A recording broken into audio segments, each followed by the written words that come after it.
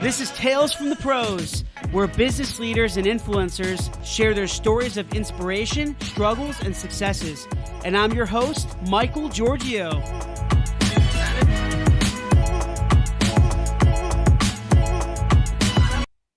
Hey everyone, welcome to Tales from the Pros, and this is Michael Giorgio, your host and co-founder of Imagine Ovation. My wonderful guest with me here today is the CEO and co-founder of Loop Media, with over 30 years of media and technology industry experience, working with teams at both the corporate and startup levels. He co-founded Loop Media in 2016, and they acquired Screenplay Entertainment in 2018, and continuously preparing for expansion. Loop TV is the first media company focused on fully integrated 360-degree engagement of music videos and other premium short-form content by consumers and businesses. Please welcome Jon Niermann. Jon, I really appreciate you, man. Thank you so much for being here. Hey, Michael, the pleasure's all mine. Thanks for having me. Absolutely. No, this is great.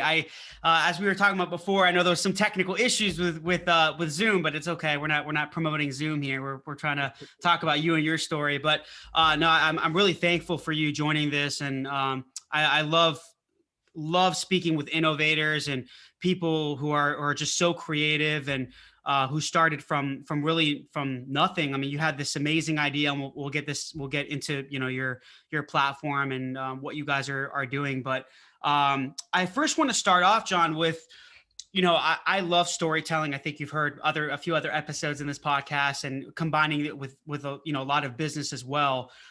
Can you talk a little bit about your story in a way of how did you really get to this position where you are right now? I know you have a lot of history with Disney, being an executive, and other media companies, and you're a technology executive as well. So if you can kind of just give us a rundown of your story and how you got here today with Loop Media.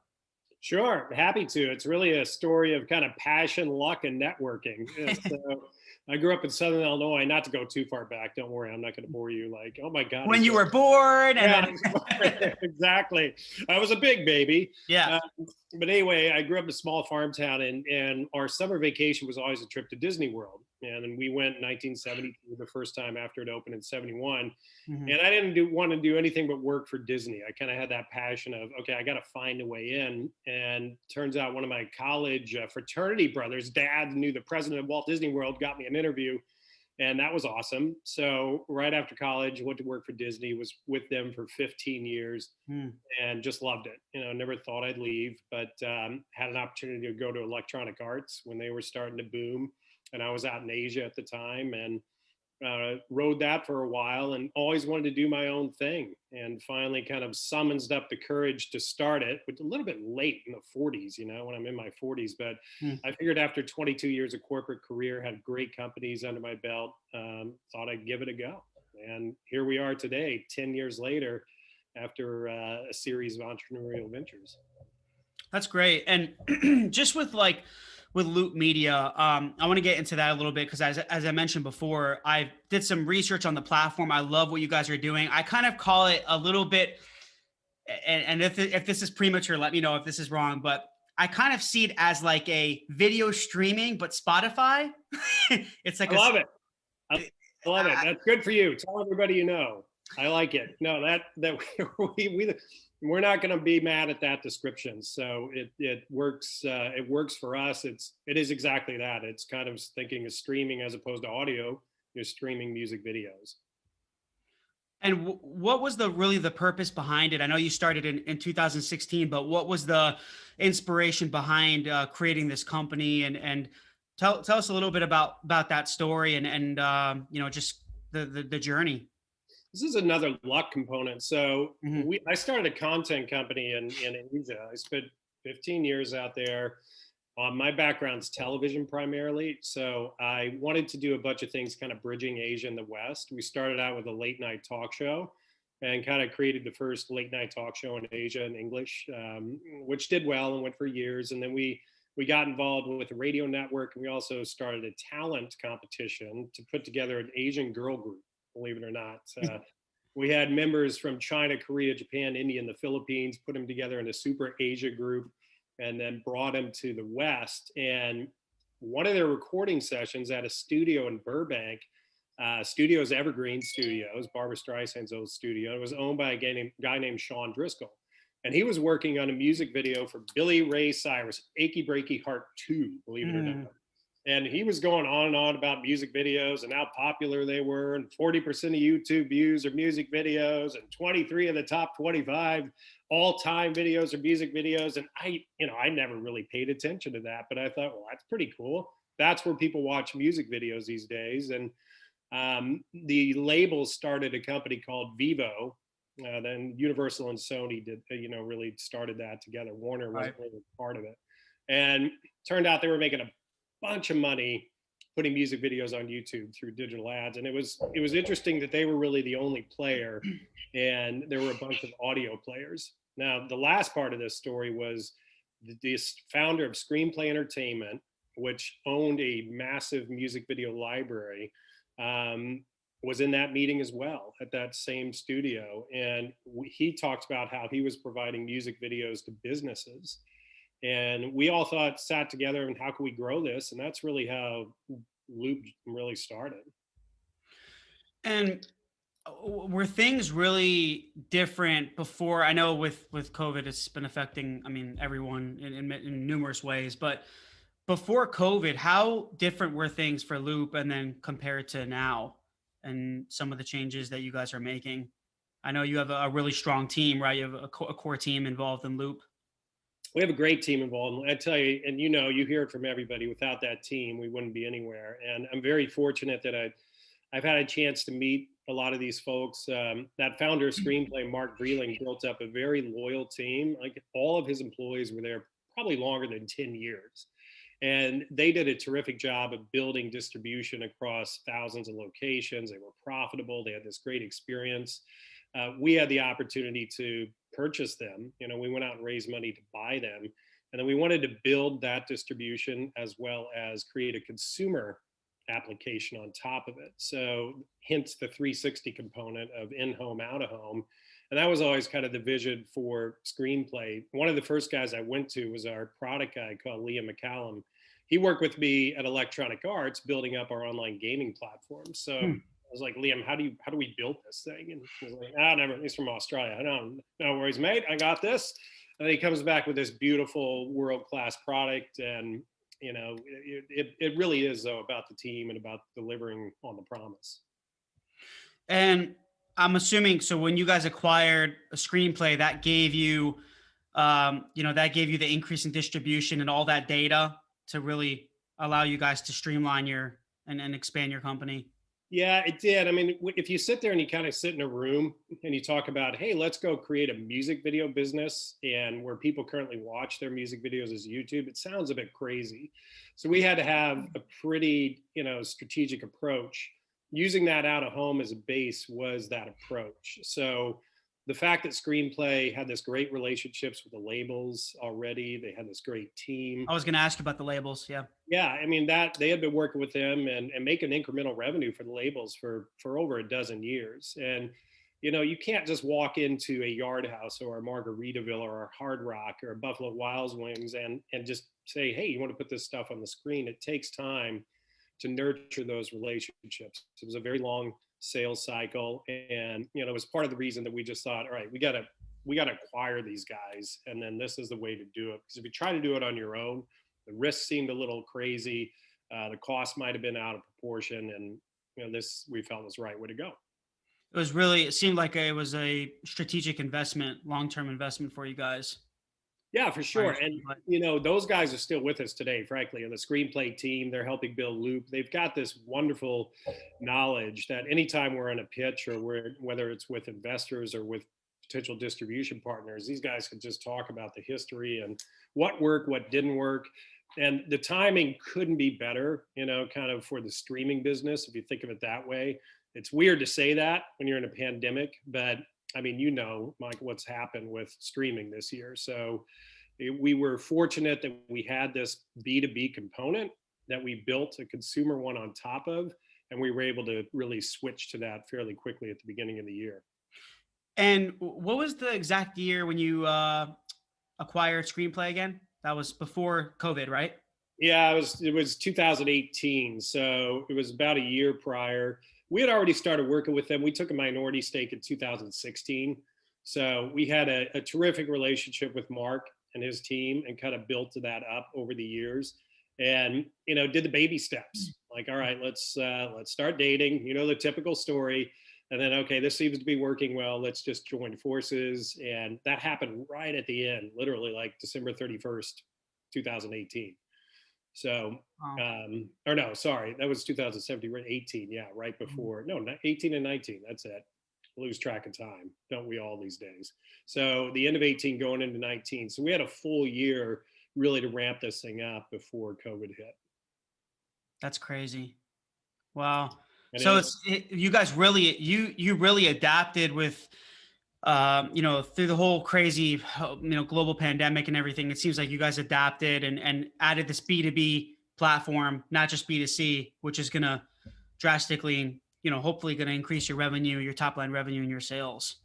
We did. And the funny thing is, we went public through a reverse merger like a month prior to Wow. COVID hitting as well. So we had built up this amazing new B2B product. We were going to go out to all the bars and restaurants and any public venue. Think of anywhere you see a public screen. We've got the license for that with the music labels. And, we were going to go out there and really provide this great content. Because we knew the businesses were looking at cutting the cord like homes were. So they were looking at a streaming option. So we had spent a couple of years building this thing up. Liam developed an amazing product. The team got it ready. And here we are in February. We get on the market, our little LPTV symbol. We're all excited. And then boom, it just hit and things shut down overnight. And, it's tough. It's tough for everybody involved in that industry. But we were way more fortunate than others, in the sense that we had something else that we could turn to on the consumer offering. And the fact that a lot of our clients were bigger, like I mentioned some of the names earlier, they were able to withstand this a little better. Yeah, absolutely. They had really had the buffer to make higher investments and even make some mistakes. When you're doing so well financially, you have a larger room for error. Yeah, you do, but you still have to work. You have to have empathy, right? I mean, we obviously paused billing and did whatever we could to help people get through those initial months until they developed a plan and things started to reopen. So everybody kind of did their part. The team took cuts, the typical thing, with salaries and pay. Yeah. So everybody was really trying to manage because you just didn't know. I mean, you know this better than anyone talking to people and their stories, but at March, April, you're just thinking of survival, you're thinking of growth, and you're thinking about how can we help since we're in a position here that looks like we're fortunate enough to maybe be able to withstand this thing. And this is what I really want people to learn from you, Jon, is you being in business for so long, being a founder of companies, working with enterprise level organizations and companies around the world, building partnerships and learning how to start, grow, and scale a company like Loop Media, which I think is going to make a huge impact on people and businesses. What were some of your toughest challenges aside from COVID? We know COVID was very tough, and I love how you guys adapted, but what were some of the startup challenges for you guys in terms of, maybe even seeking funding investors? Did you deal with any angel investors, VCs? I'm sure you got some funny stories about that. Do you have 3 hours? Can we extend this podcast? I mean, I had no idea. I was so naive. I kind of came from this insulated. I've got a business card from Disney and from Electronic Arts. People are, they'll pick up the phone, blah, blah, blah. And then all of a sudden you've got a brand on your card that no one's heard of. It's tough to kind of get through that door. You know what I mean? Even if people might know you, you kind of get that first chit of a contact. Yeah, we'll listen to you. But when you're kind of working off a PowerPoint and you're talking about how you're going to go out there and create a company that's going to compete with these multi-billion-dollar behemoths, people start to look at me as if I might have lost my mind. And maybe I did, I don't know, but maybe I needed to do that to really make this happen. So I didn't know, and we didn't really know how to value the company. We knew that we didn't want to go through the traditional route of VCs and all of that. We went purely friends and family. We went through high net worth individuals. We had a terrific first investor, the Barry family, out of Tennessee, who just believed in us. They saw the passion, and they stepped up to support us. And that we just kind of grew from there. But they could only do so much. So then you had to go out and raise more money by talking to other individuals. And when you're dealing with individuals, hey, funds get tight certain times during the year. They've got another investment and you run out, the runway comes real short. We hit multiple peaks and valleys, so this was not a smooth ride by any means. We learned along the way. We just did it. We have the credit card stories. So anything that you've heard of stereotypically, we've done it. And I think perhaps the experience that a lot of us had, provided some resiliency, provided we're just going to make it happen, kind of that stick-to-itiveness or whatever word you want to use. All right. Well, so we for sure, and even in the discussions of like with the labels, it took probably a year and a half, almost 2 years just to get the extension from B2B to consumer. Because again, we're a small company, they got bigger fish to fry, but they were great and they always work with us. But it just took a long time. So I guess the biggest learnings were try to get more money up front, not a bad idea. And secondly, it's going to take longer than you think. And, I had always thought that we could just make this happen. But fortunately, again, I think timing's actually worked out for us. I think that it's better that we didn't launch in 2018. It's better that we really made a big push in 2020 because music industry, look what Spotify's done with its offering and how valuable they are, is kind of hot again. And, the streaming business is hot again. And we're a SaaS business, so that's not a bad place to be. So right now, I think it's all aligned. And fortunately, we were able to kind of stick with it. And again, credit to the team. People could have bailed left and right. They didn't. They believed in it. And without that, we wouldn't be here. You have to go through a lot of hardship and struggle and obstacles, walls, barriers, whatever you want to call it, to see the light at the end of the tunnel. And for me, I always talk about this is it's never about, this is just my opinion, it's never about the end goal, because there's not really, you shouldn't always try to seek an end goal. I mean, yeah, of course we have our our dreams and our visions of, hey, I would like to exit. I mean, you hear about those startups, right? After 3 years, 5 years, 10 years, they want to exit and all this, but then after that, then what? You know what I mean? In regards to achieving your personal happiness and having that fulfillment, like you love entertainment. You've been in it for so long. You love media, you love people, technology, and those are passions that drive you. And I think that's very important to learn, that you're willing to do whatever it takes to overcome all those obstacles and those hurdles. And I think people can learn from that, because for us being entrepreneurs, and I told you this earlier, like I own a tech company, my company builds apps and all of that. We have a team of about 25 people. And it took us so long to get here with so many failures, and the resilience that you gain, the perseverance, the patience, it's unreal. You have to really have those values. Yeah, 100%. And it's funny. It's like that logo, stay calm. I mean, you really have to stay calm. You just, for yourself, number one, so you don't go crazy. And number two, for your team. And if you really truly believe in what you're doing, which we did, and we knew that we were getting, the conversations we were having were positive. But just for whatever reasons, circumstances that popped up along the way, it just kind of made us turn left and right. So by the time COVID hit, frankly, we were so used to detouring and surviving that we said, we got this. And, and fortunately, the team was mentally prepared to do that. It's funny. I have one other story, one other anecdote, and I share this with a couple of people that, I was a young president of Disney. I think I was 35 when I got that title in Asia. And then suddenly I became the old guy. And when we were doing our funding rounds, one of the bankers looked at me and goes, you know what? He goes, you need to find a company that wants to be led or is willing to back a company that's led by a domain expert. I'm like, domain expert? What does that link to websites? I don't quite get that term. He's basically like, no, you're old. You've been doing this for Industry 30 years. experience. Yeah, it's an experience. And I think he meant it as a compliment. I'm not quite sure, but I get it. There's all these 20-something entrepreneurs who are brilliant and great ideas and fresh out of college, and I'm one of the older batch. But with that does come that kind of that battlefield experience, so to speak. But I had no idea I was a domain expert in this industry. So I wear the title proudly, Michael. Mm-hmm.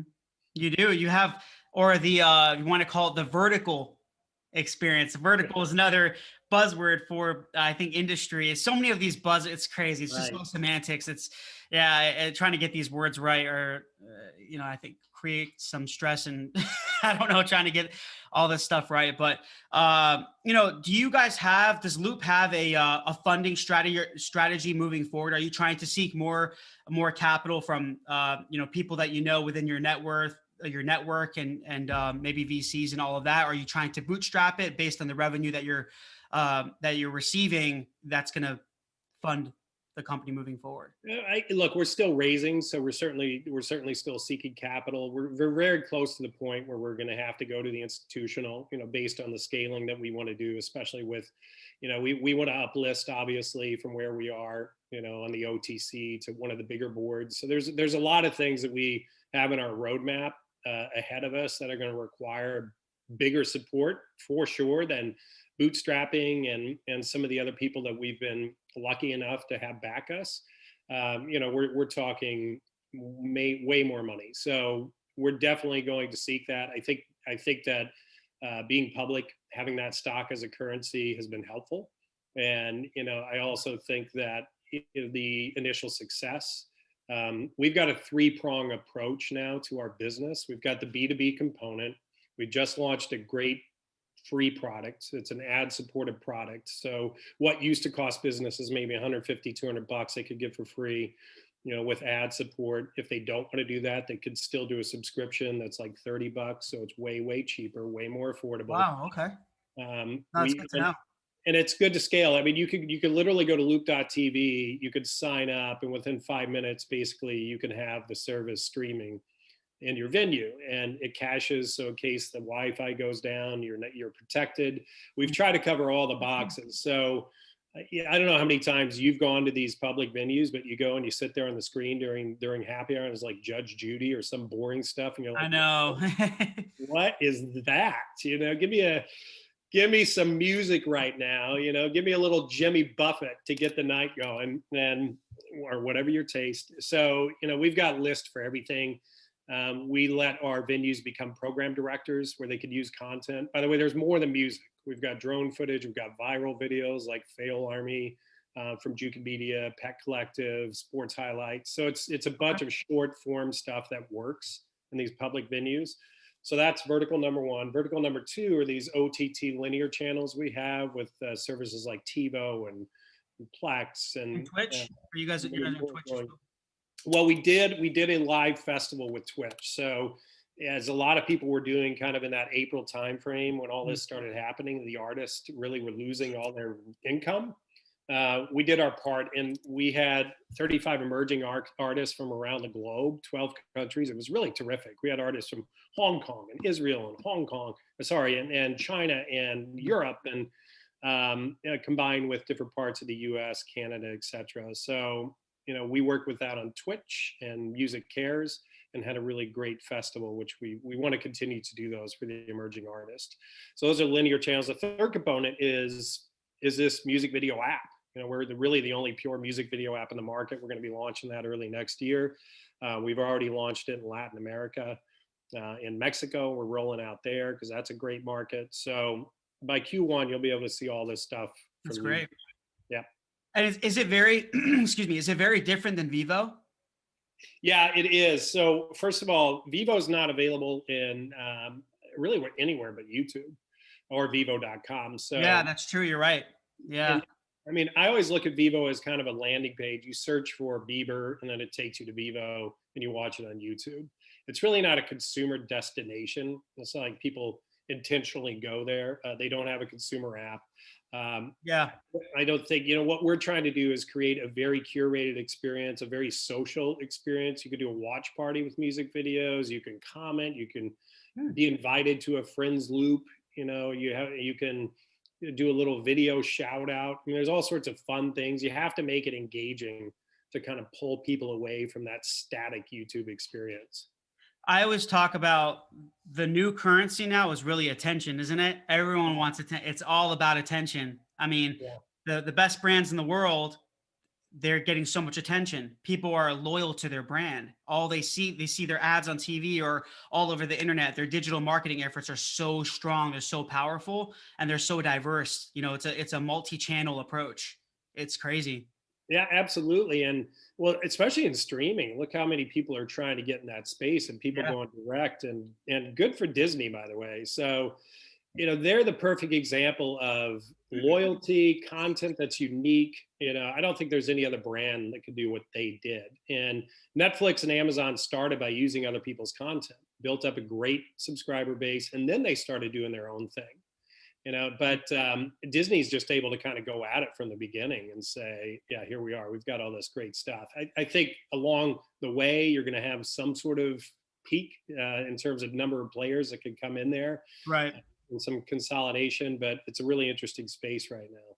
And what do you see with your experience in building Loop and even working at Disney for so long? Where do you think the music industry and even streaming, where do you think that's heading? Do you see any new trends or anything changing, any challenges or? It's funny that music industry got knocked for being late to the digital game so long Right. ago. We kind of I've heard remember that. that. And, Yeah. I think everyone else has learned from that, whether it's TV or movies now, by all these windows that they have to change. Do you go direct to the consumer, or do you go to the theater?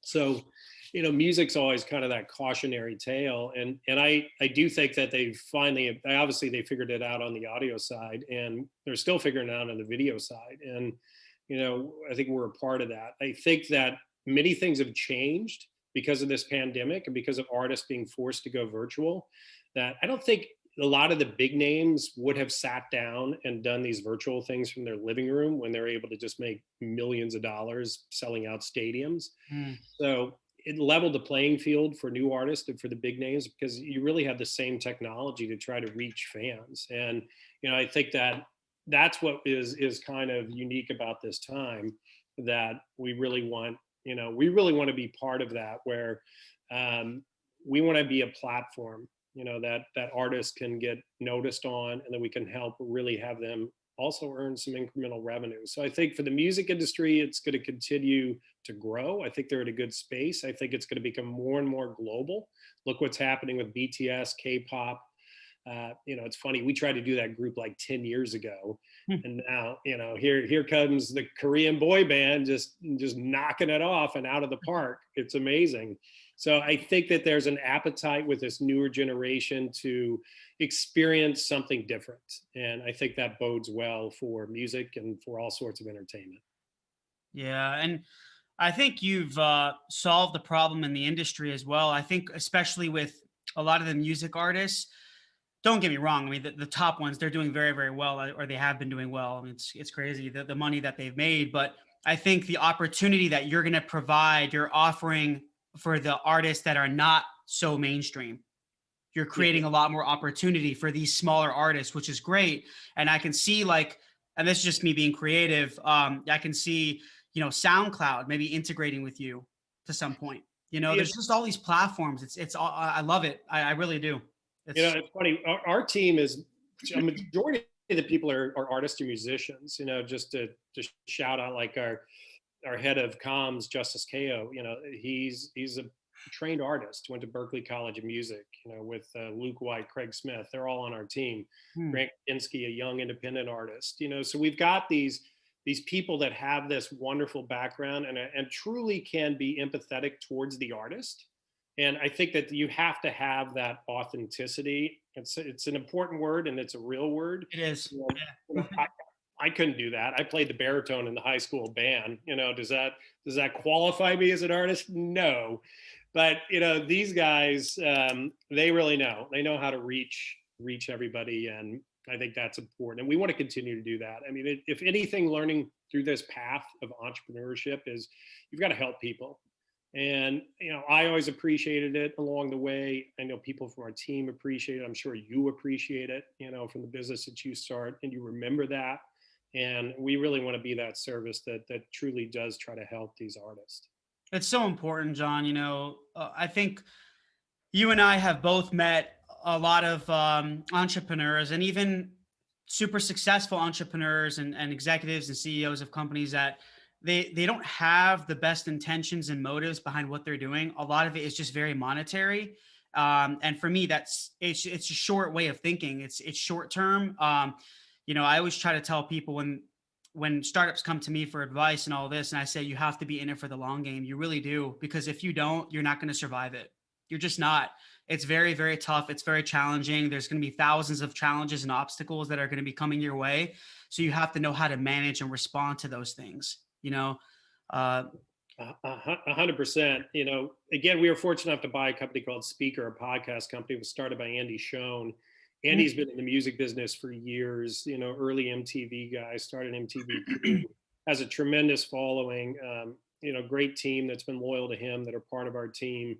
And, he's been through this path too. He's been through the corporate, he's been through the entrepreneurial thing. So for me, it's great to kind of have that person that can help push forward together, that has that similar experience. Albeit different. He's way, way deeper than I am on the music side. But it kind of goes back to that whole thing of getting the chessboard just right, in terms of having the players and the people. I know it's crazy. And there's so many other outside factors involved, like timing. Timing is very important. The people you have around you, the economic conditions, the market demand, the fluctuations. There's just so many things, but that's why you just got to keep trying, trial and error. You're going to make mistakes. Just keep moving forward. You can't be afraid of it. I mean, you really just have to go for it, and you'll figure it out. I think that if you don't give up, it's kind of one of those things that you just turn left or right, pivot. That's one of the buzzwords these days, right? So we're doing like we're pivoting so much. It's like a basketball player that just pivots in a circle and just keeps pivoting. So you just got to pick a direction and go. Yeah. Instead of trying to be everything to everyone, right? Try to do something to stay focused. And I've been through that too. I know what that's like. It's hard. It's stressful. It's hard to try to meet the demand of everyone. So you gotta stay focused. So what do you see as the future outlook for Loop? What do you guys kind of have planned? Tell me the ambitious side of it. So the ambitious side is we want everyone to know about Loop, right? Who doesn't start a company? We don't want it to be a household name. Right. So two-pronged approach. Our product guy, Liam, always says, I want a Loop sticker in every window. So if you go walk by a bar, a dry cleaner, a restaurant, you see a Loop-enabled venue, it's ASCAP BMI, it's licensed for music, which is important. Right. I like the logo, by the way.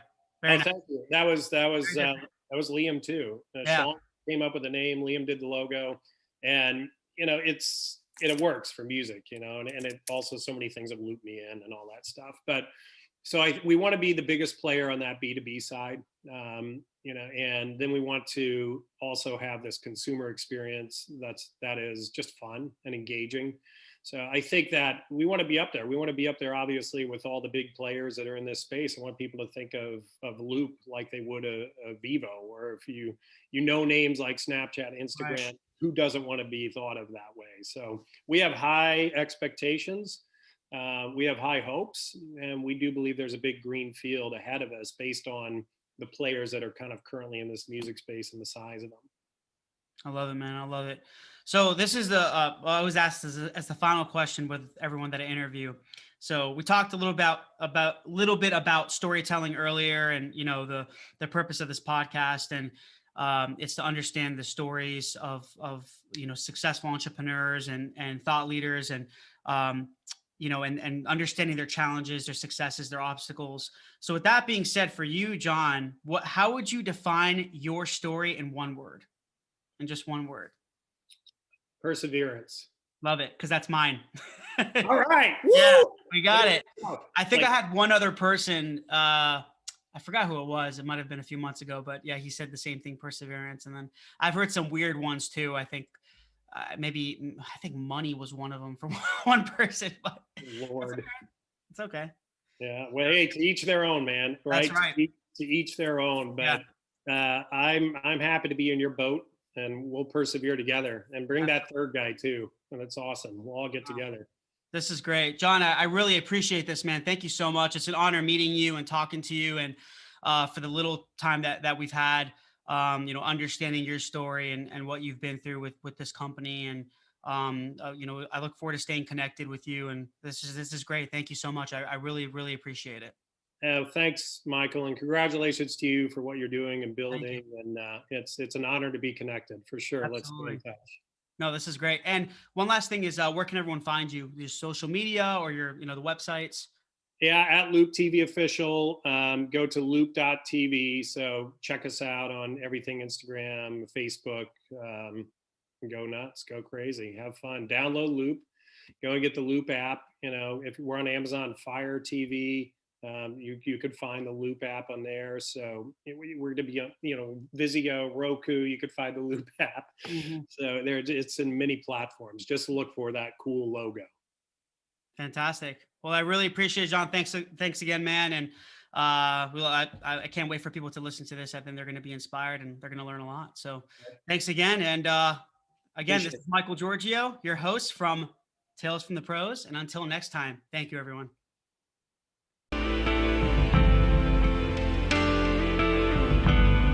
Please subscribe to our YouTube page and also follow our social media. There are links somewhere around here, but we really appreciate it, guys. Thanks for all the support, and I'm going to be giving you awesome content continuously, and we look forward to seeing you soon.